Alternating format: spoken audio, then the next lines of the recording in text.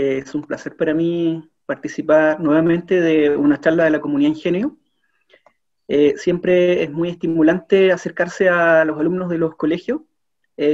Recuerda cuando uno era alumno y también recibía charlistas de las universidades y de esa manera uno se iba entusiasmando con uno u otro tema para su futuro. ¿Okay? Espero estar a la altura de esos investigadores que me entusiasmaron también a mí a seguir el mundo de las ciencias de la ingeniería y estimularlos también. Bueno, en primer lugar, muy buenos días a todas y todos. Como dijo Bárbara, mi nombre es Ángel Jiménez, soy profesor del Departamento de Ingeniería Industrial de la Universidad de Chile e investigador del Instituto de Sistemas Complejos de Ingeniería. ¿Ya? Es un placer para mí estar trabajando, presentándole a estos tres colegios. Bienvenidos también a los de regiones. ¿Okay? Bueno, la presentación que preparé para hoy se llama Tecnologías de un futuro cercano. ¿Bien? Estas tecnologías están actualmente desarrollándose en distintos laboratorios del mundo, y lo que buscan es poder entender la conducta de las personas, ¿ya? La conducta en distintos ámbitos, por ejemplo, en el ámbito emocional y en el ámbito cognitivo. ¿Okay? Entonces, hoy en día, esa pregunta ha estado siempre, y es una pregunta que ha sido cubierta, por ejemplo, por la psicología, por la sociología, por la economía conductual, etc.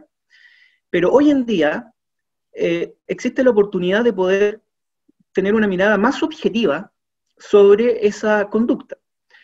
¿Y por qué?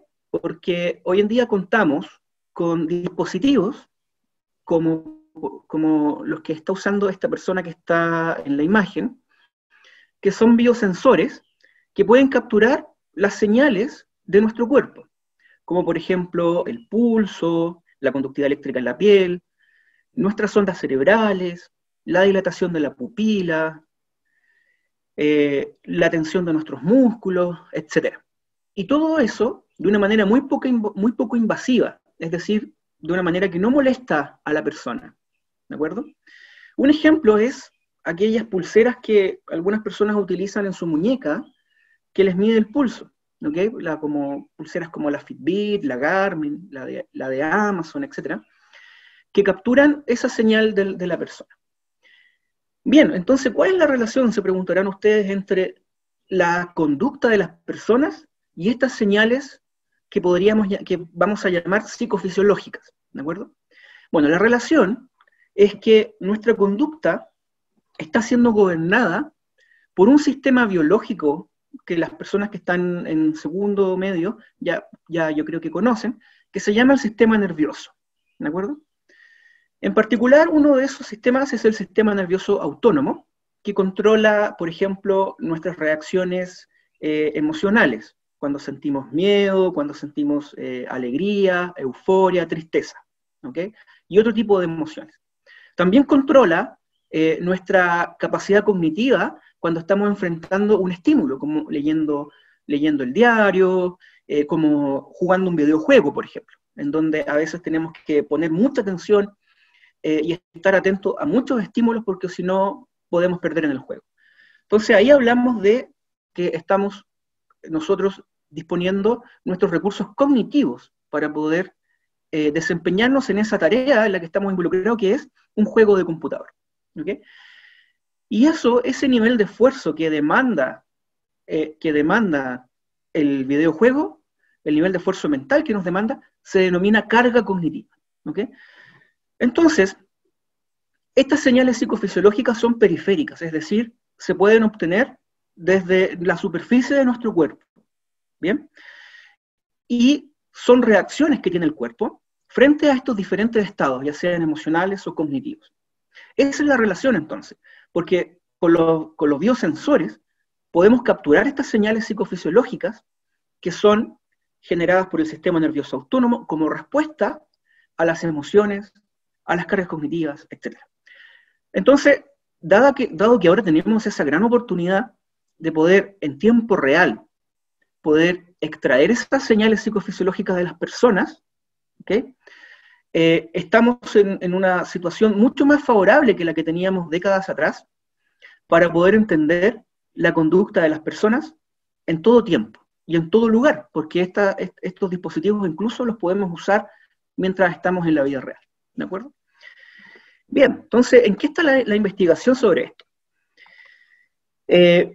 Por ejemplo, les voy a mostrar acá un conjunto de señales y qué es lo que permiten medir. La actividad electrodermal, que es la conductividad eléctrica que nosotros tenemos en la piel, que se produce cuando, por ejemplo, reaccionamos frente a una situación emocional y se nos pone la piel de gallina, puede ser medida por un sensor que se llama EDA, Electrodermal Activity en inglés. ¿Okay? Entonces, con eso podemos medir, por ejemplo, la frustración, podemos medir el estrés y otro tipo de respuestas emocionales. ¿Ya? El ritmo cardíaco es muy sensible, por ejemplo, a las demandas cognitivas que nosotros podemos enfrentar en una situación determinada. ¿Ya? Por ejemplo, cuando estamos en el videojuego. La variación del ritmo cardíaco se puede utilizar para determinar si una persona está con una reacción favorable o desfavorable, es decir, si está, podríamos decir, agradado o desagradado frente a un estímulo que enfrenta. Y la temperatura de la piel, por ejemplo, baja cuando tenemos situaciones en las cuales tenemos esa reacción de piel de gallina, ¿ok? Etcétera. Entonces, les voy a mostrar distintas aplicaciones de estos sensores, ¿ok? En diferentes estímulos. La primera aplicación va a ser cuando interactuamos con nuestros dispositivos móviles, por ejemplo, con el smartphone, ¿ok? Entonces, aquí lo que nosotros tenemos es que cuando en la vida diaria nosotros estamos navegando en nuestro smartphone, estamos involucrando recursos cognitivos. Es decir, nosotros necesitamos percepción para poder identificar que estamos frente a una pantalla y que esa pantalla tiene contenido textual o tiene imágenes. Necesitamos memoria de corto plazo para poder hacer sentido de ese contenido que está en ese texto y en esas imágenes. Necesitamos memoria de largo plazo para poder complementar nuestra memoria de corto plazo con recuerdos sobre el significado que tiene ese texto y esas imágenes.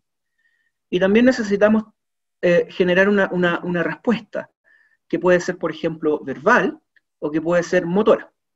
¿Ya?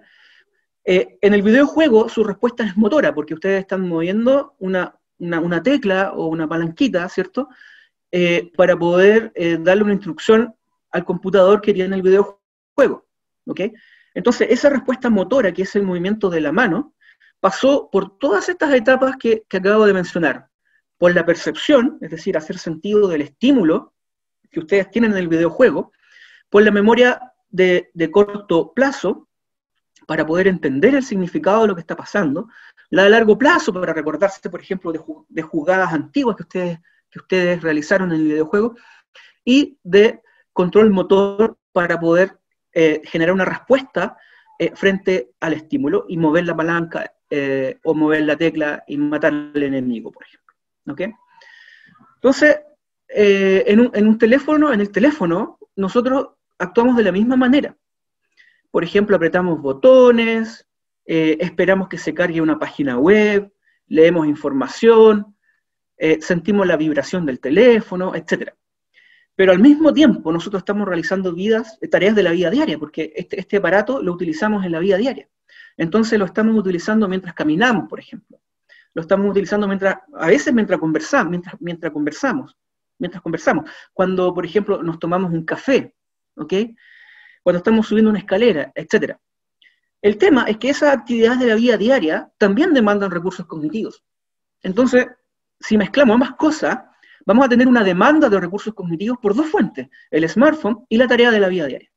Entonces, evidentemente, eso va a provocar un problema, porque nuestros recursos cognitivos son limitados. Son muy parecidos entre la mayoría de los seres humanos, pero son limitados, es decir, no pueden ser utilizados más allá de cierto nivel. Por ejemplo, el recurso cognitivo de poder hacer sentido visualmente de un estímulo es excluyente, no lo puedo utilizar para hacer sentido de más de un estímulo, porque solamente puedo focalizar mi mirada en un punto. ¿Ok? Ese es un ejemplo de la limitación de nuestros recursos cognitivos. Lo mismo con la memoria. Está probado que uno puede retener aproximadamente 7 elementos en memoria en tiempo real, pero con entrenamiento. ¿Ok? No más que esto. A eso me refiero cuando hablo de la limitación de los recursos cognitivos, que es algo muy, muy normal en todos los seres humanos. ¿Ok? Entonces, existe este problema, que es que cuando estamos interactuando con el teléfono, nuestras actividades de la vida diaria se pueden ver afectadas. Podemos tener un accidente, nos pueden atropellar, podemos no responderle bien a la compañera o al compañero que nos está preguntando algo, podemos dar vuelta a la taza del café, quién sabe, y quizás a ustedes les ha pasado eso en la vida diaria. El tema es que cuando estas demandas de recursos cognitivos tan sobredemandantes se provocan con mucha frecuencia, se van provocando problemas en el cerebro, como por ejemplo déficit atencional, y que yo no puedo focalizar mi atención en un solo estímulo y tengo mi atención dividida. ¿Okay? Entonces son bastante perniciosos estos aparatos en cuanto a el efecto que pueden generar a largo plazo en nuestras capacidades cognitivas. Ok, entonces, entendemos carga cognitiva, repito, como el nivel de esfuerzo mental inducido en la persona por la tarea que está realizando. Hay cosas que son más demandantes cognitivamente y otras menos demandantes cognitivamente. Ok, entonces aquí nosotros nos pusimos a trabajar haciendo experimentos, ¿ok? Y a distintos estudiantes de ingeniería los pusimos a interactuar con los dispositivos en tareas bien específicas, ¿ok? Como navegar por páginas web, abrir una página y reservar, por ejemplo, una hora en un restaurante, cosas por el estilo. Y al mismo tiempo desarrollar tareas de la vida diaria, como responderle preguntas al experimentador, ¿ok? O bien interactuar con el smartphone mientras había música de fondo, música en castellano. Todas estas personas eran chilenas, entonces hablaban castellano. Entonces, música en castellano. Pero otro escenario también lo hicimos con música en alemán, u otro idioma que no pudiera ser reconocido por el usuario. ¿Ok?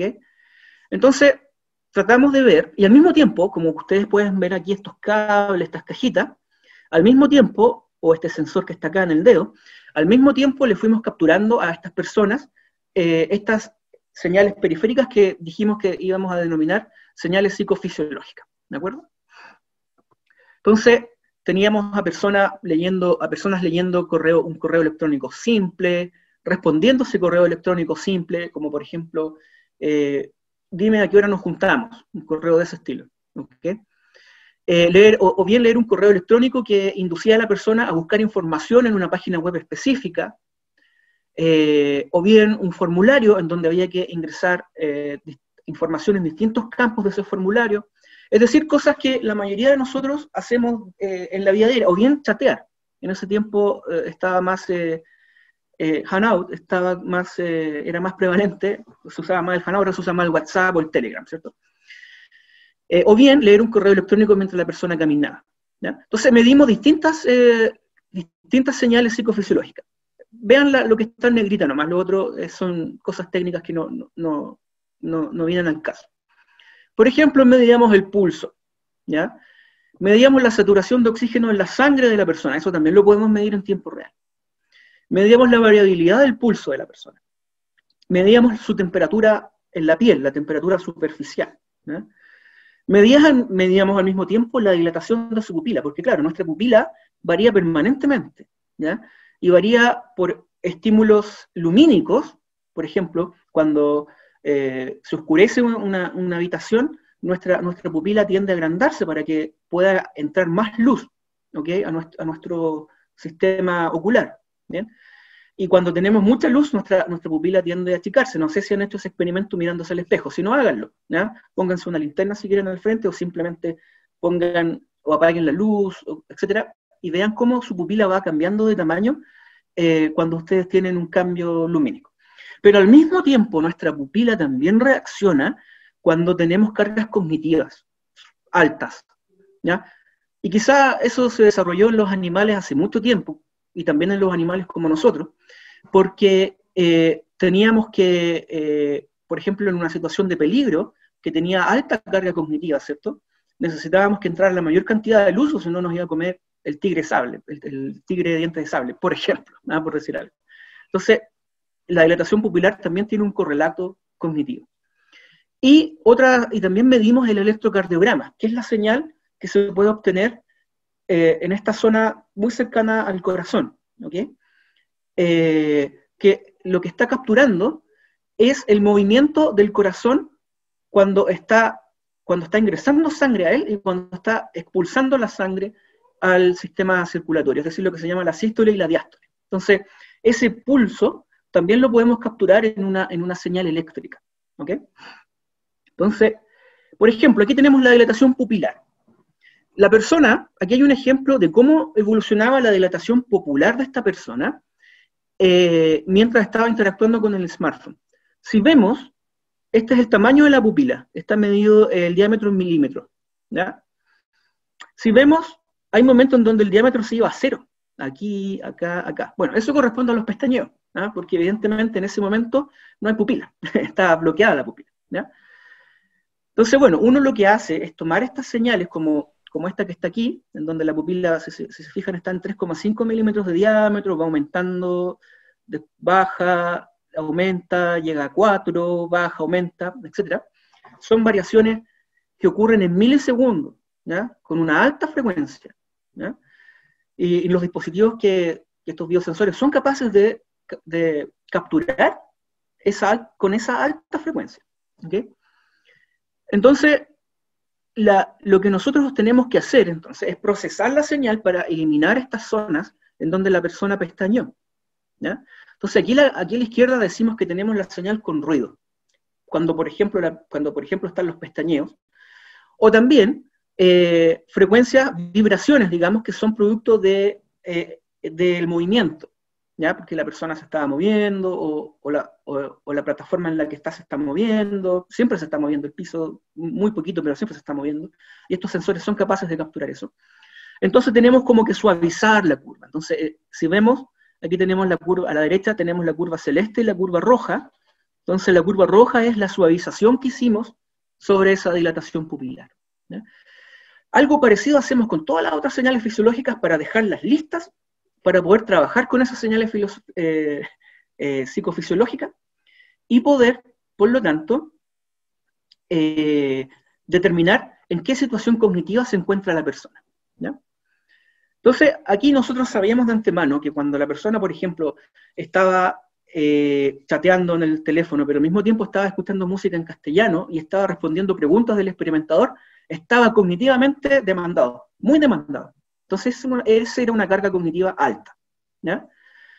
Pero cuando la persona estaba chateando, pero escuchando música de fondo en alemán, la carga cognitiva era menor porque no estaba haciendo sentido de la letra de la canción. Cuando era en castellano, sí, porque obviamente entiende castellano, ¿ok? Por lo tanto, nosotros sabíamos cuándo la carga cognitiva era alta, cuándo era baja y niveles intermedios. Y nuestro objetivo, por lo tanto, era ver si es que podíamos identificar esa carga cognitiva automáticamente con estos biosensores, ¿ya? Y lo logramos. Y aquí tengo una tablita que muestra los resultados de esa identificación de la carga cognitiva de la persona, ¿ya? Que esto es lo que mide. Primero les voy a explicar lo que mide. Mide la exactitud. Recuerden esta palabrita porque la vamos a usar durante toda la presentación, ¿ya? Lo que mide es la exactitud, es decir, mide la cantidad de veces que nuestro modelo matemático que hicimos con estas señales psicofisiológicas fue capaz de identificar correctamente el nivel de carga cognitiva de la persona, ¿ya? Nunca es un 100%, Pero si se fijan, llegamos a niveles cercanos al, o sea, superior, que superaban un poco el 90%. Es decir, el 90% de veces el modelo matemático que nosotros hicimos con estas señales psicofisiológicas le apuntó, ¿no es cierto?, a el nivel de carga cognitiva que tenía la persona, ¿ya? Y este nivel se logró particularmente con la saturación de oxígeno en la sangre y la varianza del pulso. Es decir, solo con esas dos señales psicofisiológicas, yo fui capaz, en este experimento, de poder identificar con un 90% de exactitud la carga cognitiva de las personas, ¿ya? Acá tengo otras combinaciones, por ejemplo, de saturación de oxígeno, variación del pulso y la pupila. Acá tengo el pulso, la saturación de oxígeno y el electrocardiograma. Si se fijan, tienen niveles parecidos, pero un poco inferiores. Lo mejor se logró con saturación de oxígeno en la sangre y variación de pulso, ¿ya? Entonces, ese es un ejemplo de una aplicación del uso de biosensores para entender la conducta de las personas. En este caso, las conductas cognitivas, ¿ya? No sé si hay alguna pregunta hasta el momento. Pregúntenme todos los términos que no hayan entendido, si fui muy rápido, etc. Si no hay pregunta, continuamos. Recuerden que pueden escribir sus preguntas en el chat también. Ya, entonces me gustaría hacerles una pregunta. El objetivo, ¿cuál es el objetivo que queremos perseguir con los biosensores cuando se los aplicamos a estas personas? ¿Alguien me puede comentar? Yo creo que puedo ver a los participantes aquí. Sí, por ejemplo, Ignacia Quesada, cuéntame. ¿Cuál es el objetivo que queremos perseguir cuando capturamos estas señales con los biosensores? Tienes que desmutearte, es decir, abrir tu micrófono. Se fue, no veo a Ignacia ahora. ¿No? ¿O algún voluntario o voluntaria? Dale. Pienso que puede ser para medir, por ejemplo, las capacidades, por ejemplo, máximas que tenemos de poder lidiar con ese tipo de cosas, así al mismo tiempo. Claro, ya, bien. Él tuvo una muy buena intuición, ya, en su respuesta, porque si se fijan acá nosotros vimos niveles de cargas cognitivos altos y bajos, entonces vimos como el nivel máximo y mínimo, y él decía ver cuál es la capacidad máxima que tiene la persona. Es una buena respuesta. Gabriel Lanz, cuéntame. Adelante. Siguiendo lo que dice el compañero, también para ver lo efectivo que puede ser el hombre al concentrarse en dos cosas a la vez. Entonces, para comprobar qué efectivo puede ser el estar concentrado, como usted puso el ejemplo de la música, al escuchar música y enviar un correo. Bien, exactamente. Entonces veo que entendieron muy bien lo que yo estaba diciendo. Solamente un alcance, David. El hombre y la mujer, ¿de acuerdo? Entonces di la persona, porque no es solamente para los hombres, también es para las mujeres, obviamente, es para los seres humanos, ¿ya? Y cuando entres a la universidad, ten harto cuidado en el lenguaje, porque o si no, tus compañeras te van a reclamar inmediatamente si dices el hombre. ¿Ya? Ángel, tenemos una... Vale, Gabriel. Montserrat quiere la palabra, Montserrat Altamirano. Ya, adelante, Montserrat. Igual como que lo he analizado como hace harto rato el tema de los sensores, y es como también para analizar patrones y muy relacionado como para mejorar la salud en las personas. Igual lo vi como en un programa de cómo se utiliza y cómo se van a utilizar los sensores para facilitar mucho la vida. Por ejemplo, el hacer consultas como en cualquier parte, por decirlo así, no necesariamente en una clínica. Entonces con los sensores se empiezan a medir todas como las formas de funcionamiento en cómo uno está en salud, ritmo cardíaco, las ondas cerebrales, ondas como visuales y todo. Entonces es como generar como un registro como del funcionamiento de la persona y también como con el funcionamiento como el ser humano, como entre comillas, por así decirlo. Entonces, como generar una base de datos para conocer un poco más del cuerpo. Exactamente, muy bien, Montserrat. Y Montserrat fue capaz de generalizar lo que estábamos haciendo acá, ¿ya? Es decir, Montserrat dijo que era para entender al ser humano, ¿okay? En una perspectiva integral desde el punto de vista de los estados en que un ser humano puede estar, ¿no? Correcto, entonces veo que ustedes ya han entendido cuál es la utilidad de utilizar biosensores, ¿ya?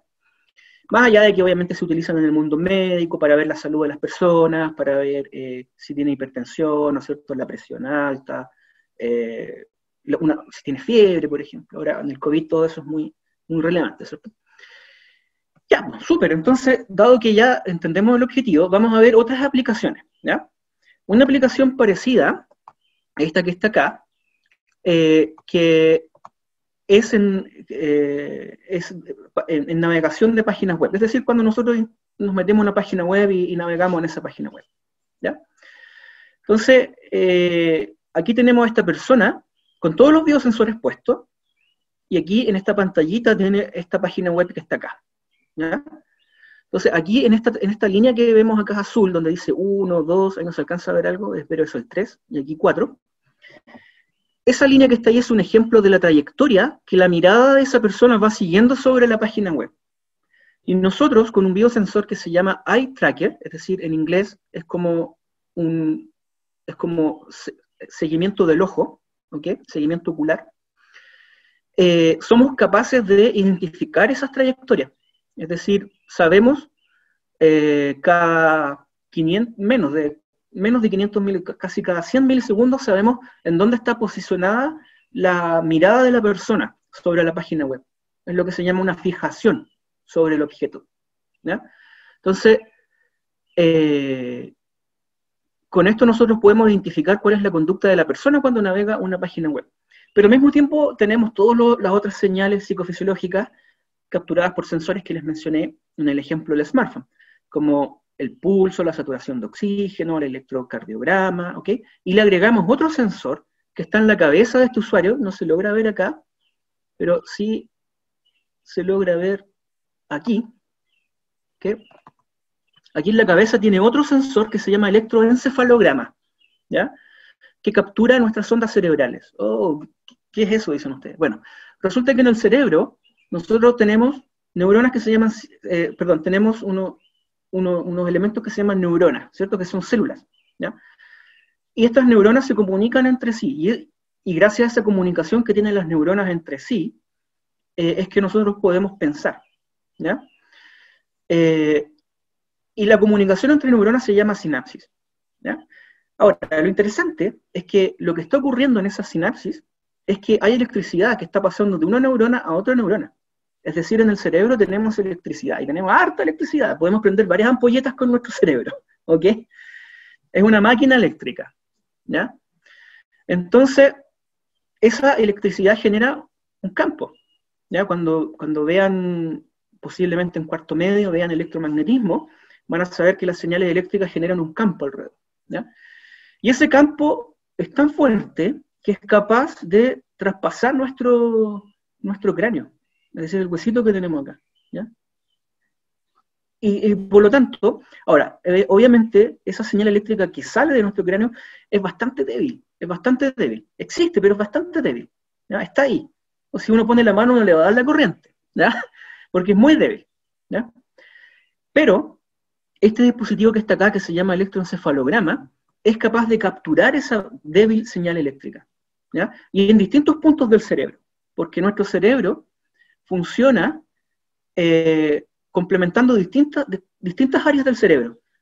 El córtex, la zona prefrontal, por ejemplo, o bien los lóbulos laterales, etc. Está especializado por partes para cierto tipo de cosas, como mirar, como pensar, que está aquí adelante en el córtex prefrontal, ¿ok?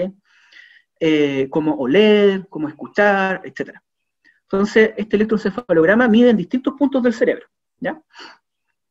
Entonces, volviendo al ejemplo de la persona que estaba navegando en la página web, nosotros capturamos las señales psicofisiológicas que ya mencioné, más la electroencefalografía, ¿ya? Es decir, esas ondas cerebrales, ¿ya? Y nuestro interés era identificar cuál era la carga cognitiva de la persona mientras pasaba su mirada en ventanas muy chiquititas, menores a un segundo, de 500 milisegundos, mientras pasaba su mirada por distintos elementos de la página web, ¿ya? Esta página web la inventamos nosotros para que la persona no tuviera sesgo frente a páginas que ya haya visitado. Sesgo significa que la persona no esté aplicando un análisis de una página que miró antes, ¿ya? Entonces, para que la página fuera totalmente nueva y no generara sesgo, inventamos nosotros esta página, ¿ya? Entonces, si se fijan aquí, hay unos reclames a la derecha, ¿ok? Y aquí hay imágenes y aquí hay texto, ¿cierto? De noticias. Por lo tanto, nuestra hipótesis era que la carga cognitiva era diferente en cada uno de estos objetos, ¿ya? Es decir, diferente cuando estaba leyendo un texto, mirando una imagen o mirando aquí un banner. Banner se llaman estas cosas, ¿ya? Un avisaje, ¿ya? Y también nos preguntamos si éramos capaces, con las señales psicofisiológicas que mencioné, de identificar ese nivel de carga cognitiva, tal como lo hicimos con el smartphone, ¿ya? Pero esta vez a un nivel muy fino. Y fíjense que lo logramos. La exactitud, fíjense en esta columna nomás, exactitud. Lo otro son términos técnicos parecidos a la exactitud, pero que son complementarios. Fíjense que utilizando todos los sensores, all en inglés significa todos, ¿ok? Utilizando todos los sensores, logramos achuntarle a la carga cognitiva un 99% de las veces, ¿ya? En ventanas de tiempo de 500, o sea, cada 500 milisegundos. Interesante, ¿eh? Interesante saber cómo se comporta la carga cognitiva de una persona mientras navega una página web 2 veces por segundo. ¿Ok? ¿Qué podemos hacer con eso? ¿A alguien se le ocurre? Porque yo hago la investigación, no hago productos con esto. Esto después lo podría tomar una empresa o una organización pública, por ejemplo, y armar un producto que sea beneficioso para las personas, ¿ya? ¿Qué se les ocurre?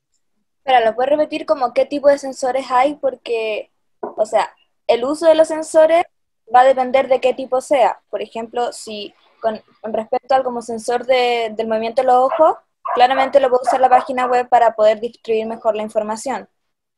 O para las cosas, como cómo se distribuyen las cosas que más llaman la atención, hacerlas más grandes o cosas así, por decirlo así. Exactamente. Muy bien, muy bien. Entonces supongo que es una página web para ayudarte educativa, que te está ayudando a aprender matemáticas, ¿ya? Podemos saber qué tipo de problemas matemáticos, por ejemplo, le generaron más carga cognitiva a la persona, ¿ya? Y qué zonas de la página web también le generan más carga cognitiva. Entonces, ¿qué es lo que podemos hacer? Es cambiar de lugar el ejercicio matemático, y quizás ese ejercicio matemático cambiarlo, porque a la persona no le estaba haciendo bien, ¿ya? Por ejemplo. Ese es algo que se puede hacer, ¿ya? Es decir, generar recomendaciones punto a punto, ¿ya? Bueno, entonces, ese era otro ejemplo de la aplicación de uso de sensores para entender el estado de las personas, pero cuando estaban, en este caso, navegando una página web.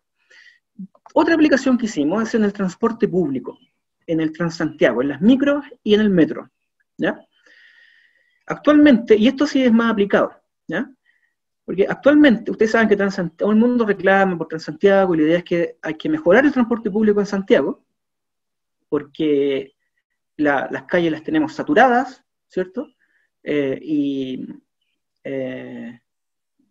automóviles, ¿okay? Y ya las calles no van a poder soportar en un momento más, en un tiempo más automóviles, o si no todos nos vamos a quedar estáticos en un punto, ¿ya? Eso va a cambiar cuando los automóviles se manejen solos, porque ahí vamos a poder varios compartir los autos, ¿ya? Entonces ahí la ciudad va a ser mucho menos saturada de vehículos, menos ruidosa, más agradable, mejor calidad de vida, ¿cierto? Eso va a pasar en el tiempo. Entonces, para hacer el diseño de transporte público, por lo general, actualmente las autoridades solamente se basan en medidas de el tiempo de viaje y el costo del transporte. Y no se incorporan otras variables que puedan impactar la experiencia del usuario, porque lo que nosotros queremos es que las personas en las micros y en los buses, perdón, en el metro, tengan una buena experiencia. Es decir, no queremos que vayan hacinados, no queremos que vayan como ganados, como actualmente andan, y que es bastante indigno para las personas, ¿ya? Lo que nosotros queremos es que las personas tengan una experiencia digna en el transporte público. Nos queda harto para eso, pero tenemos que lograr. Entonces, hay aspectos que también son relevantes en la experiencia del usuario, pero que hasta el momento no se podían medir objetivamente, ¿ya? Sino que se medían a través de encuestas, pero que tienen harto sesgo, porque si a ti te preguntan, ¿qué opinas del Transantiago? La mayoría de las personas, aunque haya mejorado un poquito el Transantiago, siempre va a considerar que es pésimo. Eso se llama un sesgo, ¿ya? Entonces, ¿cómo medirlo de manera objetiva? ¿Ya? Con las bioseñales, porque ahí la persona no va a poder mentir, como un detector de mentiras, ¿ya? Entonces, estos aspectos que sí son relevantes en la experiencia del usuario son, por ejemplo, el nivel de fatiga física o el nivel de fatiga mental que tiene el usuario en el transporte público, su estado emocional, su nivel de estrés, la ansiedad, o el nivel de excitación que tiene en distintas etapas del trayecto, ¿ok? Ese fue un acto fallido. Entonces, ¿qué es lo que hicimos nosotros? Fue poner estos biosensores, nuevamente a nuestros grandes estudiantes de la Escuela de Ingeniería, que nos sirven como conejillos de India. Él está usando una polera de nuestra Facultad de Ciencias Físicas y Matemáticas, ¿ya? Así se llama la Escuela de Ingeniería de la Universidad de Chile. Entonces, él está utilizando estos biosensores. Si ven ahí, él lleva algo en la muñeca, lleva algo atrás en la oreja que no se alcanza a ver, lleva algo acá en el pecho, etc. Entonces, hicimos que varios usuarios, este es un ejemplo nomás de un usuario, pero una muestra de 50 usuarios, utilizaran el transporte público en una ruta determinada, ¿ya? La ruta, esta es un pedazo de la ruta que es la ruta en micro, pero también tenía otro pedazo que era la ruta en metro. Y ahí pasaba por distintas estaciones, como el Estadio Nacional, la estación Ñuñoa, la estación Inés de Suárez, estaciones León, etc. ¿Ya? Entonces, nosotros a la persona, cada aproximadamente 4 minutos, pero era random, cercano a los 4 minutos, random significa al azar, cada 4 minutos, le íbamos preguntando qué emoción tenía, ¿ya? E hicimos esta aplicación para el celular que se ve aquí a la derecha, en donde ella podía apretar estos 4 cuadrantes, ¿ya? Entonces, este primer cuadrante, por ejemplo, habla de que la persona puede estar eufórica, emocionada o feliz. Es decir, ese tipo de emociones están en ese cuadrante. Si lo vemos en este circulito de acá, sería el cuadrante que está a este lado derecho arriba, ¿ya? Arriba a la derecha, ¿ya? ¿Por qué? Porque decimos que tiene un alto nivel de excitación o de activación, ¿ok? Este eje es la activación, aquí es baja activación y aquí es alta activación, y decimos que tiene una valencia positiva, es decir, está agradado. ¿Ah? A la izquierda la valencia es negativa, es decir, está desagradado. Entonces, con estos dos ejes, el de activación y el de valencia, nosotros podemos agrupar distintos tipos de emociones. Por ejemplo, acá, personas que están activadas, felices, emocionadas, eufóricas. Acá, la persona, en este cuadrante, las personas podrían estar tensas, nerviosas, estresadas, enojadas, irritadas, etc. Acá, tristes, deprimidas, aburridas, etc. ¿Por qué? Porque, por ejemplo, tiene una baja activación, es decir, está como bajoneado, ¿ya? Y además tiene una valencia negativa. Entonces, si tú estás como súper echado y con una valencia negativa, obviamente estáis deprimido, estáis aburrido, estáis triste. Pero si tú estás, por ejemplo, con una valencia positiva y además bien activado, estás feliz, ¿ya? Etcétera. Entonces, este modelo nosotros lo utilizamos para que la persona nos dijera aproximadamente cada 4 minutos cómo se iba sintiendo, ¿ya? Y al mismo tiempo le capturábamos sus señales psicofisiológicas, ¿cierto? Entonces con eso armamos un mapita que se ve como acá, en donde aquí, por ejemplo, teníamos el tiempo aquí fluye hacia la derecha, ¿ya? Entonces aquí tenemos entre esta barrita y esta barrita teníamos a la persona caminando al paradero, ¿ya? aquí teníamos a la persona esperando la micro. Aquí tenemos a la persona viajando en la micro sentado. Acá tenemos a la persona viajando en la micro, pero parado. Aquí tenemos a la persona caminando, se bajó de la micro y va caminando a hacer una conexión al metro, ¿ya? Aquí está esperando el metro, aquí está en el metro sentado. Aquí está transbordando, haciendo un transbordo de una línea a otra. Aquí está esperando el segundo metro. Aquí está parado en el segundo metro, después se bajó del metro, está caminando al paradero, y así, ¿ya? Para tomar una micro, etc. Y acá nosotros tenemos todas las señales psicofisiológicas, le pusimos colores a cada tramo, de acuerdo a la emoción que nos declaró la persona en la aplicación, ¿ya? Y acá tenemos todas las señales psicofisiológicas ordenadas temporalmente en cada tramo. Entonces aquí, por ejemplo, tenemos cómo fue variando la conductividad eléctrica de la piel de la persona, cuando estaba sentado, cuando estaba parado, y todos los otros estados. Acá tenemos el pulso, ¿ya? Acá tenemos la varianza del pulso. Acá tenemos la temperatura superficial de la persona, ¿ok? Etcétera. Ahora, ustedes dirán, así a simple vista, no puedo ver una diferencia, por ejemplo, en la conductividad eléctrica de la piel cuando la persona está sentada y parada. Al ojo es difícil verlo, aunque si se fijan, cuando está sentada tiene menos conductividad eléctrica en la piel, y cuando está parada tiene más conductividad eléctrica en la piel, ¿ya? Y además hay varianzas que son muy pequeñitas, pero que los sensores son capaces de capturar y que sí importan para poder determinar matemáticamente, con un modelo matemático, cómo está la conductividad eléctrica de la persona en ese momento, preciso instante, ¿ya? Entonces, dado eso, nosotros armamos unos modelos matemáticos y que con ventanas de 5 segundos de datos, es decir, olvídense de las ventanas, pero con estas señales que vimos anteriormente, un 76,76% de las veces fuimos capaces de achuntarle a la emoción que tenía la persona, dentro de estos 4 cuadrantes, ¿ya? O sea, es alto, ese nivel es alto, ¿ya? Tenemos resultados más recientes, pero que no están en esta presentación, en donde logramos niveles cercanos al 90%, ¿ya? Con unos modelos matemáticos más avanzados. Entonces, si se fijan, aquí tengo otra aplicación en donde yo soy capaz, en este caso, de detectar emociones, ¿ya? Con sensores, pero en personas que están viajando en el transporte público. Imagínense que ahora esta muestra fuera más grande, no solamente los estudiantes que utilizamos como conejillos de India. Supongan que fueran unos 5.000 personas voluntarias de Santiago o de cualquier ciudad o regiones que usen su sistema de transporte público. Podríamos hacer un mapeo emocional de las calles de la ciudad en el transporte público. Y eso le podría servir a la autoridad para poder intervenir aquellas zonas en donde las emociones sean muy negativas, ¿ok?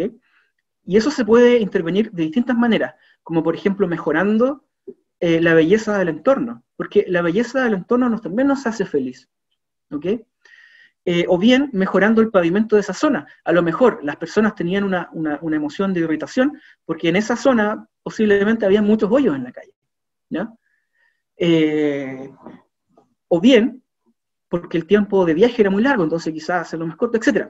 Se pueden hacer muchas cosas o tomar muchas decisiones públicas, de política pública, si es que tenemos un mapeo emocional de la ciudad, ¿ya?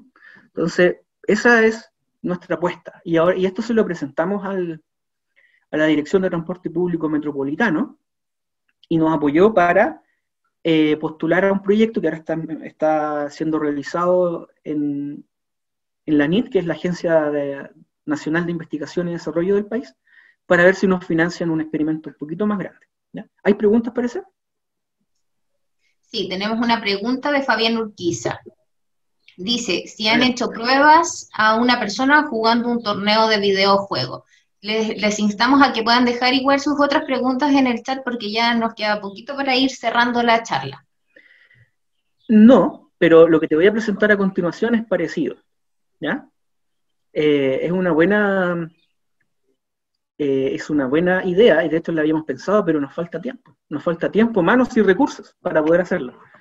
La investigación necesita dinero, y lamentablemente el gobierno disminuyó el presupuesto de investigación para el próximo año. cuando los problemas que tenemos no los vamos a solucionar si no invertimos en ciencia y tecnología. ¿No es cierto? Bueno, es lamentable.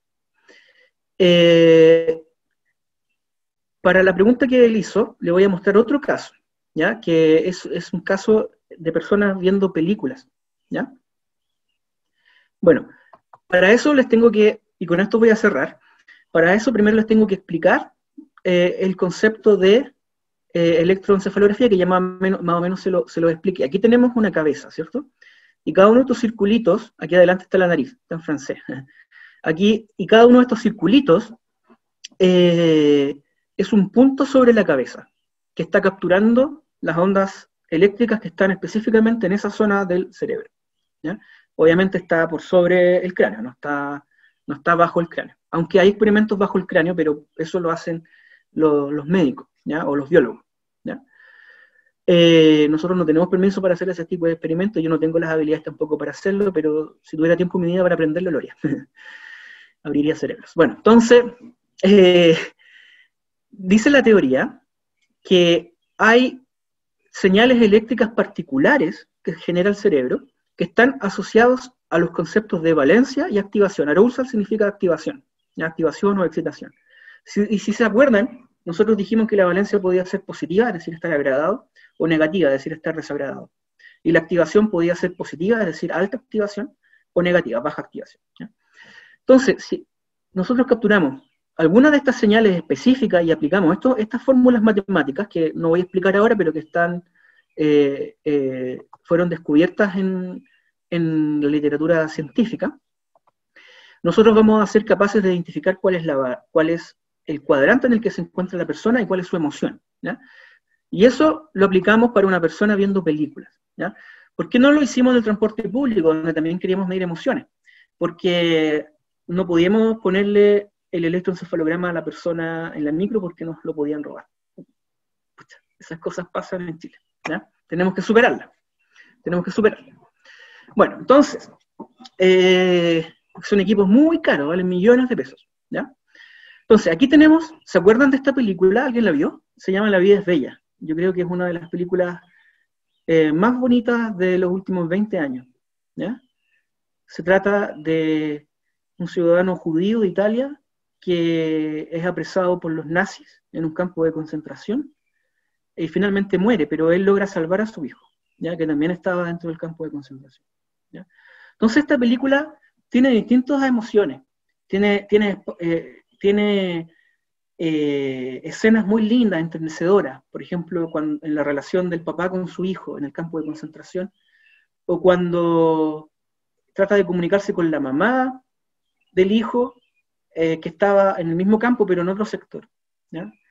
Pero también tiene escenas que irritan, escenas que provocan tristeza, por ejemplo cuando un nazi casi lo mata, ¿ya? O la escena en donde lo mata, ¿ya? Entonces, estas emociones que están muy bien marcadas en esta película, nosotros queríamos ver si éramos capaces de identificarlas con este electroencefalograma, ¿ya? Entonces, pusimos a varias personas a ver la película con el electroencefalograma, obviamente en distintas sesiones, porque no tenemos tanta plata para tener tanto electroencefalograma, y en distintas escenas. Por ejemplo, esta era como enternecedora, esta de acá era triste o irritante, esta de acá también era como enternecedora, y había muchas otras escenas, la película está. Entonces, lo que nosotros hicimos fue tratar de mapear cómo la emoción iba moviéndose dentro del cuadrante. Entonces aquí podemos ver punto por punto qué nivel de valencia y de activación iba teniendo la persona, ¿ya? En el tiempo, mientras veía la película, ¿ya? Es lo que está aquí abajo en esta imagen, pero eso aquí lo pusimos en un plano coordenado, ¿ya? X, Y. Entonces ahí podemos ver cómo va variando la emoción punto a punto, por cada persona. Y después podemos sacar un promedio y entender cuáles son las emociones específicas entonces que esa película está generando en las personas, ¿ya? Les voy a mostrar un video en donde se ve el sistema que construimos funcionando en acción. No tiene audio y es bien lentito porque experimental, ¿no? ¿Ahí se ve? Sí, ahí sí Ya. se ve. Entonces, en este video, que lo llamamos el Neuroemotional Measure for TV Spectators, ¿okay? En este video tenemos una escena de La vida es bella. Aquí tenemos la información del participante y aquí cómo se va comportando su mirada. Y acá abajo tenemos cómo se va comportando su valencia, es decir, si está agradado o desagradado, y su activación, si es alta o baja, ¿ya?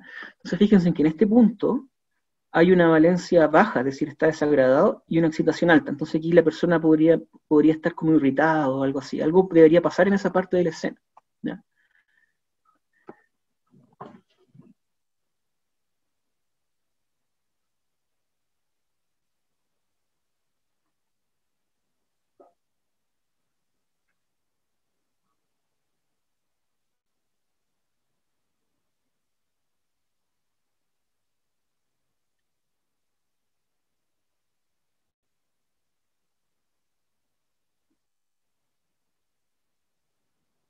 Baja valencia. ¿Ven? Si se fijan ahí, la rayita va por baja valencia, lo pillaron, ¿ya? Bien baja la valencia.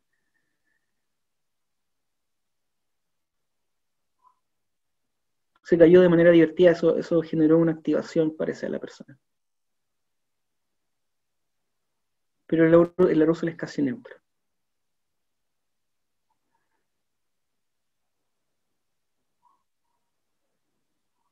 Justo ahí subió el arousal, ¿se fijan? Cuando lo apuntó con la metralleta, el nazi.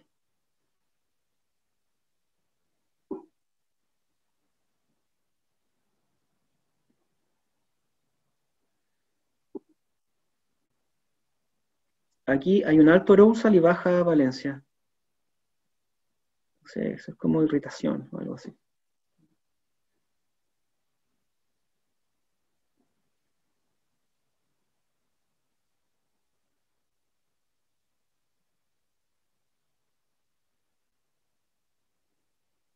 Esta es la escena final, casi final, en donde muere el personaje. Obviamente no se ve cómo muere. Ahí está el hijo. Si se fijan, está generando en ese momento una valencia positiva en las personas, pero una activación baja. Eso es tristeza. Eso es tristeza. Esta es una escena muy triste. Eso es tristeza.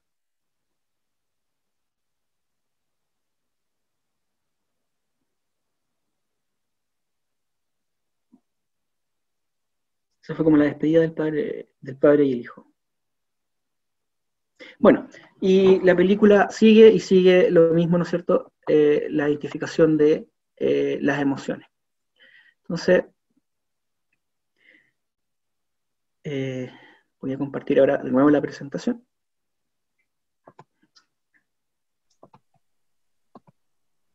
Entonces, así somos capaces de hacer un mapeo emocional, ¿ya? Lo voy a dejar hasta acá porque tengo otro ejemplo que es de fatiga laboral, también medido con biosensores, en choferes de bus y en personas que trabajan reponiendo góndolas en supermercados, pero lo vamos a dejar para otra oportunidad porque ya estamos en la hora y sería mucho, y la idea es tener preguntas ahora de ustedes, ¿ya? Muchas gracias, Ángel. Ha sido muy interesante tu charla. Voy a leer las preguntas que tenemos en el chat. Gabriel Lanz dice, ¿ya han hecho eso que usted propuso, lo de cambiar los lugares para que tengan mejor estado emocional las personas? Si es así, ¿dónde? No, no se ha hecho. Te refieres a la micro, ¿no? Yo creo que se refiere a los buses. No se ha hecho porque esto está todavía en investigación. Nosotros fuimos los primeros prácticamente en el mundo en proponer esta medición de emociones con biosensores en transporte público. Y publicamos un artículo científico, que fue el primer artículo científico en este tema, en la revista especializada de transporte, que se llama Transportation Research. Entonces es muy nuevo todavía. Para que llegue a una aplicación tienen que pasar varios años. Quizá 5 a 10 años, ¿okay? Para que esto llegue al mundo más real, digamos, ¿ya? Así avanza esto, digamos. Primero se produce los nuevos descubrimientos o invenciones, ¿no es cierto? ocurren en la ciencia, en las universidades o institutos de investigación, y después van pasando al mundo más real, ¿ya? Después de un tiempo. Porque esto todavía tiene que refinarse, ¿no es cierto? Se necesitan recursos para poder aplicarlo a toda una ciudad. ¿Sí? Entonces yo creo que el paso lógico sería aplicarlo a una ciudad pequeña primero, ¿ya?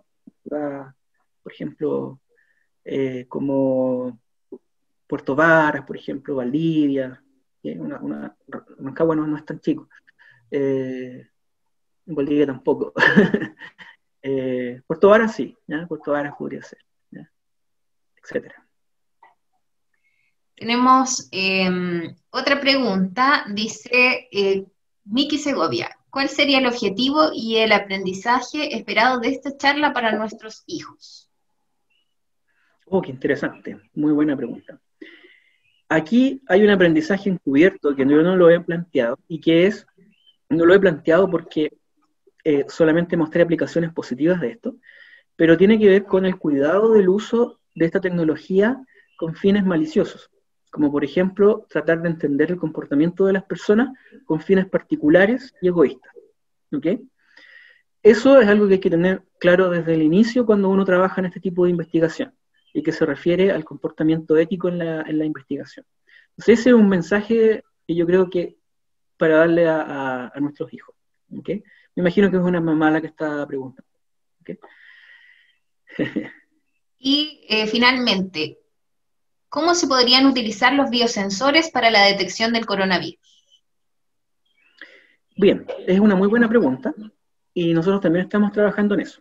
Actualmente en el Hospital Sotero del Río, que está en la comuna de Puente Alto, tenemos unos dispositivos en prueba, ¿ya? Que utilizan estos biosensores en pacientes con COVID, ¿ya? O sea, la idea es que nosotros podamos obtener, Miki nomás juntas conectadas, la idea es que nosotros podamos tener los datos de la evolución de la persona que está hospitalizada por COVID, y podamos tener la evolución de las señales psicofisiológicas de la persona, ¿ya? Y después aplicar modelos matemáticos muy parecidos a esto para poder ver cuál es la correlación que existe entre las señales que capturamos y los estados por los cuales va pasando el paciente, ¿ya? Eso actualmente lo estamos realizando en este piloto, en donde se están probando nuestros sensores.